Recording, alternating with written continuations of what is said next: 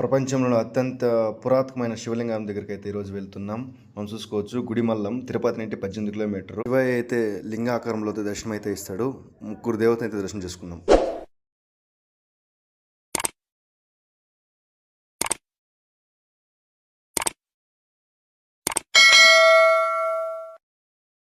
మహాశివరాత్రి సందర్భంగా అయితే మేమైతే గుడిమల్లంకి అయితే వెళ్తున్నాం. ఈరోజు అయితే మేము ఆటోలో నుండి స్టార్ట్ అయిపోయినాం గుడిమల్లానికి. మనం దారిలో అయితే ఉన్నాం. గుడిమల్లం అంటే ఈ ఇండియాలోనే కాదు, వరల్డ్ ప్రపంచంలోనే పురాతనమైన శివలింగం అంటే గుడిమల్లం పరశురామ స్వామి టెంపుల్. ఇది ఆ శివయ్య లింగాకారంతో దర్శనమిస్తాడు.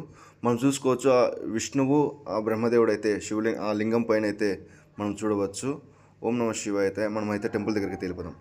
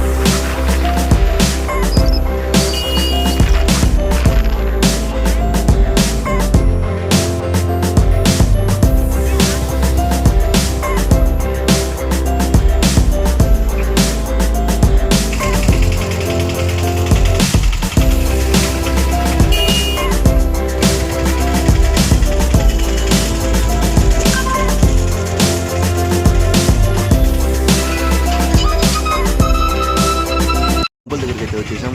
ఎక్కువైతే క్రౌడ్ అయితే చాలా మంది వచ్చారు. ఈరోజు మహాశివరాత్రి కాబట్టి చాలా మంది వచ్చారు. క్యూలో నిలుచుకొని అయితే పరశురామ స్వామిని అయితే దర్శనం చేసుకున్నాము. చాలా క్రౌడ్ వచ్చారు. వెహికల్ అంతా ఇక్కడ పార్క్ చేయమని చెప్తున్నారు. బట్ మేము ఆటోలో వచ్చినాం కాబట్టి ఇక్కడే దిగేసి వాకబుల్ డిస్టెన్స్ నడుచుకొని వెళ్ళిపోతాము. I don't ever slow up, no I don't take shit. I got no love for the fakeness. If you wanna play tough and wanna hate this, I'll always show up. I don't ever slow up, no I don't take shit. I got no love for the fakeness. If you wanna play tough and wanna hate this, I'll always show up and make a statement. I don't ever slow up, no I don't take shit. I got no love for the fakeness. If you wanna play tough and wanna hate this, I'll always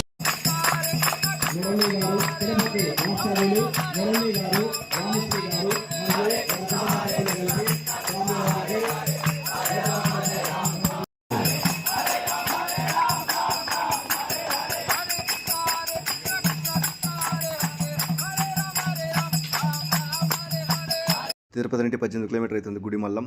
Parashurama క్షేత్రుడుగా నిలిచినాడు ఈ పరమేశ్వరుడు. ఇక్కడైతే మనము లింగాకారంలో ఉంటాడు శివయ్య. చూసుకుంటే మనము ఓ పక్క విష్ణువు ఓ పక్క బ్రహ్మదేవుడు అయితే ఉంటాడు. దర్శనం చేసుకుని చేయడానికైతే ఇక్కడైతే శివలింగాన్ని అయితే పెట్టి చాలా అద్భుతంగా ఉంది. ఇక్కడే అన్నదానం చేస్తూ ఉన్నారు. చాలా అద్భుతంగా శివలింగం అయితే ఇది మొత్తం ధర్మాకోలతో అయితే చేశారు. శివలింగాన్ని అయితే చాలా బాగా చేశారు. ఓం నమ శివాయ. అందరికీ మంచి జరగాలని కోరుకుంటూ వీడియో లాస్ట్ వరకు చూడండి. అందరికీ థ్యాంక్స్. ప్లీజ్ సబ్స్క్రైబ్ అయితే చేసుకోండి. వీడియో మీకు నచ్చినట్లయితే దయచేసి లైక్ అయితే చేయండి. ఒకవేళ మీకు ఏదైనా మీకు నచ్చినట్లు ఉంటే కామెంట్ రూపంలో తెలియజేయండి.